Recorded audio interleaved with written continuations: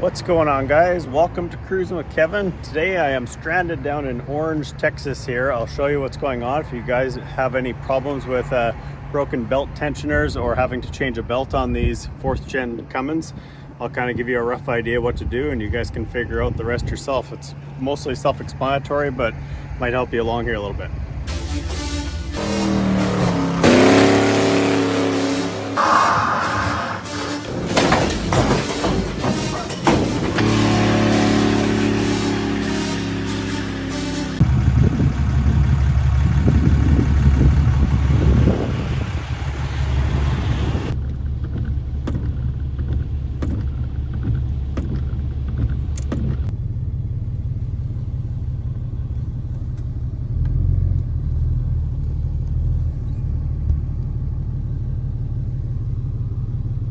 So I stopped underneath an overpass to wait out the storm, and as I shut the truck off, I started it back up, and it quickly made a huge noise. So I shut it back off fast, and then you could see the carnage that ensued here.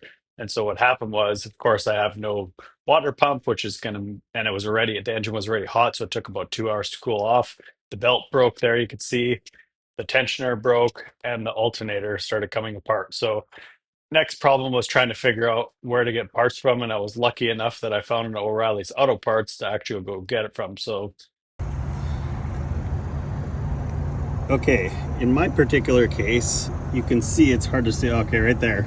So you see down there, the alternator pulley for some reason walked out, and it ended up causing the belt to jump, which probably caused the. And it was lucky it did this just as I had started it. I shut it off for a second and then restarted it, because that could have been really bad. It would have broke a bunch of sensors and a bunch of other stuff. So I got really lucky here. But I'm going to change the alternator. I'm going to change that belt, the tensioner pulley down there. You guys can see it's right down there. And I have to put the belt back on. When you're at the parts store, I'm over in front of O'Reilly's here. I stopped there. I got them to give me a belt routing. I ordered all the parts I needed. I'm not sure if this is the right parts or not, but so here's the belt tensioner is what they gave me, 2335002. It looks the same. I kind of sized it up to the other one. This is the belt they gave me at K081243. Also, I rented their serpentine belt removal kit, 67061. And that gives you a bunch of reaching ability to be able to turn that tensioner. And in my particular case, I didn't have a 13 mil with me. I did, but it was a 1/4 inch ratchet, so that would have sucked. So I'm using their 1/4 inch ratchet. It comes with this big bar. So some guys take the airbox off, which I think would work too. I'm going at it from the bottom. These trucks are so tall. I'll kind of show you what I'm talking about here and what you gotta do to get at everything here. So it says I got really lucky that it didn't wreck the crank sensor or anything. So you kind of see, you can get up here and you get on that bolt and you got to loosen that bolt off. So if you didn't have this, you're going to have a hard time. So if possible, get that tool. And you can do this with or without the fan on. I'm going to do it without the fan, or with the fan on, sorry, because I don't want to fight with it. So, and then we'll see about changing the alternator out here. So sorry if my lens is a bit dirty here, my hands are dirty and everything else, but this bar is kind of in the way and it's kind of annoying, but I'm gonna have to reach my hand up in there. I'm gonna go from this side once I get my camera out of the way here, but I'm gonna go up there, I'm gonna reach up, try to get these fans aligned with the space there so you can get it out.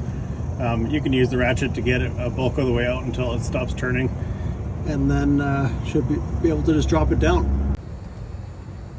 All right, plan B. I had to take the airbox off, and I guess you guys probably will too, because the problem is you can't get the tensioner out. So if you don't have to change the tensioner, you can do it without taking the airbox off, but if you do, you're gonna have to take the airbox off, and I'll show you why. So you can see at the bottom there, you will never pull that tensioner out of the bottom because there's no room between the fan and all the pulleys and everything down there. But you can see my problem with my alternator here. Now, if I was in a bind where I couldn't find an alternator, I'd probably just pound that thing back on there. I don't really know exactly what's happening. There's nothing wrong with the alternator, obviously, but it's obviously chewed up that shaft for some reason or another. So I'm just going to change it. So all this stuff was like, well, I think it was I don't know. It was quite a bit anyways. So if I didn't have to get the alternator, that was the bulk of it. So it is what it is. I just wanted to show you guys, when you set this in, there's a notch inside the actual, like bracket there, and this pin locks into that. So it'll be, I guess when you're facing the truck, it'll be like hard to hold it here, like this anyways, and locked in. All right, I'm dying of sweating here, but here's the new one. You can see my old one was a Mitsubishi, I guess. I can't remember which one they said, whatever. My son kind of looked at both pictures and he figured this was the one.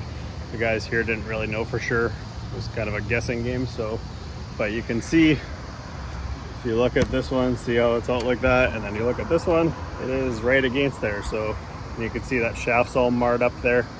So anyways, get this thing back in there, I guess, and then hopefully I can get the belt on here. To get this new belt on, I just took that apart. So I'm gonna have to get it between there. So I took it apart. That one came off pretty easy, but a bunch of these other clips were kind of a nightmare here. So I'm trying to figure that out. But I don't know why some of these other clips are so hard to get off there.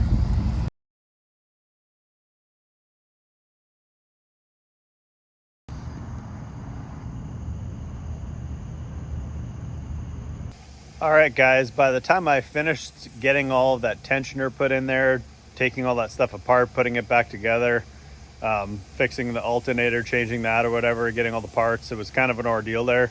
And I was outside, it was like, I think 103 degrees out there, super humid. I probably let myself get dehydrated and I could barely get in the camper by the end of the day there. So the next morning I took it into, there's a shop in Orange, Texas there. I think it was called Modena Brothers or something like that. I'll put the link here, but yeah, it ended up they had ended up having to take the fan itself loose, because to get the routing and try to wrap it around that fan, it's kind of an ordeal. And so I was just super sick by the next day there, so I let them take care of it. But it was pretty straightforward. Other than that, really the only thing I should have done was, right off the get-go there, I should have just got the tool to get the fan loose. You just basically take, it's just a big wrench and you just bang on it, take it loose. And I have done that on other trucks in the past, but I thought I was trying to just cut a corner there, but then you're fighting with trying to get it over top of that fan pulley there. So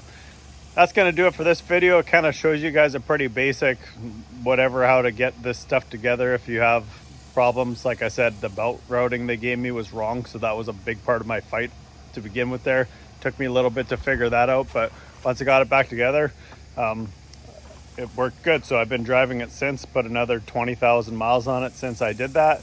I just wanted to give you guys kind of an update after that happened, but like I said, it wasn't too big of a deal. If it was just something like an alternator or the tensioner, it wouldn't be that big of a deal. Most of the time you wouldn't have to fully take that belt off either. So that was another thing. It ended up breaking, so that was it. So like always, guys, make sure you guys like, subscribe, share me around on social media. I am Cruising with Kevin on TikTok, Instagram, YouTube, and Facebook, and I'll catch you guys in the next one. Thanks for watching.